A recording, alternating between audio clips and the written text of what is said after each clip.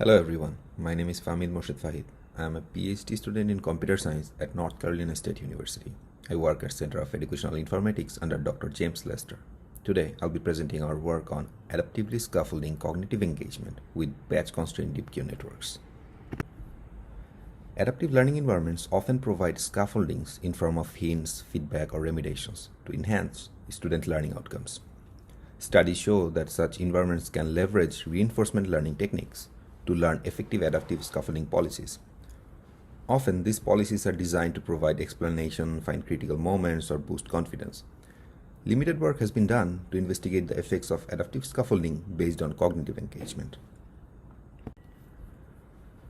According to the ICAP framework, there are 4 modes of cognitive engagements, namely interactive, constructive, active, and passive. Studies show that scaffolds with higher level of cognitive engagement lead to better learning outcome. But different modes of engagements have varying cognitive demands. For example, imagine a scenario where remediation-based scaffoldings are given, where remediation A suggests the learner to constructively summarize a paragraph and remediation B suggests the learner to passively read a paragraph. It is obvious that remediation A has a higher cognitive load than remediation B. This begs the question, can we optimize cognitive load of scaffolds? In other words, is adaptively scaffolding cognitive engagement better than non-adaptive scaffolds that elicit a constant level of cognitive engagement? To investigate this, we have used batch-constrained deep queue networks, or BCQ, to induce adaptive scaffolding policies based on the ICAP Cognitive Engagement Framework. More specifically, we used BCQ to adaptively scaffold ICAP-Inspired Remediations to improve student learning gain in an adaptive learning environment. Our work is based on offline or batch queue learning. We have used prioritized experience reply and double DQN architecture to improve data efficiency and stability. Our action selection process is batch constrained, meaning we constrained actions that are unlikely in the prior data. For our experiment, we have used URBANSIM, an adaptive learning environment for teaching principles of mission command. The environment was built using Generalized Intelligent Framework for tutoring, or GIFT. A typical workflow is shown in this picture. The learner watches an instructional video lesson, then the system asks multiple recall questions. If the learner answers all the questions correctly, they move to the next lesson. But if they fail at any question, a random remediation activity is triggered. In our study, we have used instruction logs of 487 learners. In their learning process, almost 5,000 remediation instances were triggered. There are total 4 different types of remediations in our learning environment, designed based on the ICAP framework. The non-type remediation provides a minimum feedback on the wrong answer. The passive remediation asks the learner to passively read the narrated content of the last video. The active remediation asks the learner to actively highlight part of the narrated content.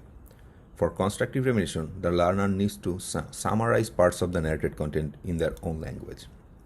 Note that in reinforcement learning context, these are the 4 actions available for learning adaptive policies. Apart from these 4 actions, we have defined 31 features as our state. These features include 7 survey features, 4 video playback features, and 20 remediation engagement features. We have used normalized learning gain as our reward signal, and for evaluation, we have used expected cumulative reward and W-robust. In our experiment, we have used 2 different neural network architectures, namely fully connected, or FC, and long short-term memory, or LSTM. We have also experimented with multiple historical context as inputs, denoted as FC123 and LSTM123. We have used 3 non-adaptive heuristic-based baselines. The random baseline recommends random actions. The no remediation baseline chooses no remediation actions. And in other words, consistently provides remediations with the lowest level of engagement. And finally, the constructive baseline chooses the constructive remediation actions consistently. In other words, always provides the highest level of engagement. We found no significant difference with the fully connected models, but for LSTMs, LSTM2 was slightly better.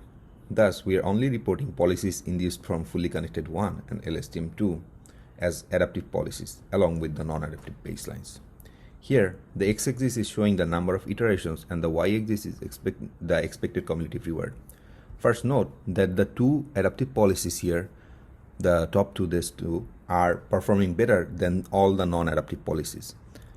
Also note that among the non-adaptive policies, the blue one, which is the constructive one, is performing the best, while the pink one is performing the worst, which is the no remediation one. Next, we are looking into the type of remediations recommended by each of the models. We can see that constructive remediations were triggered more often than other type of remediations in both of our adaptive models. So our results suggest that adaptively scaffolding cognitive engagement outperforms non-adaptive policies. Also, adaptive scaffolding policies recommended constructive remediations more frequently than other type of remediations. In other words, adaptive scaffolding policies prefer higher level of engagements most of the time. Among the non-adaptive policies, constructive remediation policy outperformed other baseline policies. To summarize, adaptively scaffolding cognitive engagement can increase learning gain, but if adaptive scaffolding is not possible, our results suggest using non-adaptive scaffolds with highest level of engagement following the ICAP framework. In conclusion, scaffolding cognitive engagement is a key challenge in adaptive learning environments. In our study, we have investigated ICAP-inspired feedback in GIFT using batch-constrained deep queue networks. Our results show that batch-constrained DQNs yield adaptive scaffolding policies that outperform non-adaptive heuristic models. The results also support and extend the ICAP framework. I'd like to thank all my co-authors, NC State, US Army Research Laboratory, and everyone in this list for supporting the work. I'd also like to thank AAAI for allowing us to present our work here. Thank you.